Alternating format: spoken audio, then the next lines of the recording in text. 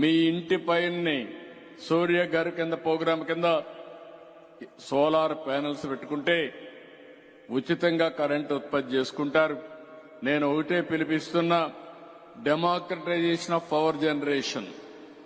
మీరే కరెంటు ఉత్పత్తి చేసుకుంటారు, మీరే కరెంటు వాడుకుంటే చాలా వరకు మీరు కరెంటు ఛార్జీలు కట్టే పరిస్థితి ఉండదని చెప్పి కూడా నేను మీకు తెలియజేస్తున్నా.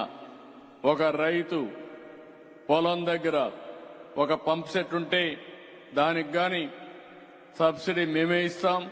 మీరు ఆ సబ్సిడీతో గాని సోలార్ పంప్ సెట్ పెట్టుకుంటే కరెంటు ఛార్జీలు కట్టే పరిస్థితి ఉండదు శాశ్వతంగా.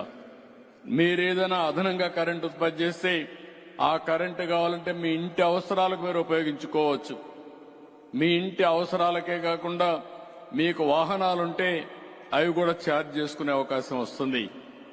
మీకు అప్పటికి కరెంటు మిగిలితే ఏదైతే ఎలక్ట్రిసిటీ బోర్డుకి ఇస్తే డబ్బులు కూడా ఇచ్చే పరిస్థితి వస్తుంది.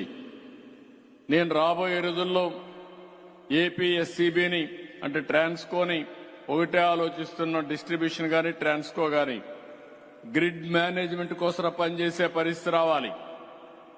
ప్రతి ఒక్కరూ ఇండ్ల దగ్గర పొలాల దగ్గర కరెంటు ఉత్పత్తి చేసుకునే పరిస్థితి రావాలి. మీరు మీటర్ పెట్టుకొని మీరే వాడుకోవచ్చు. మిగిలిన కరెంటు ఉంటే గ్రిడ్కి ఇవ్వచ్చు.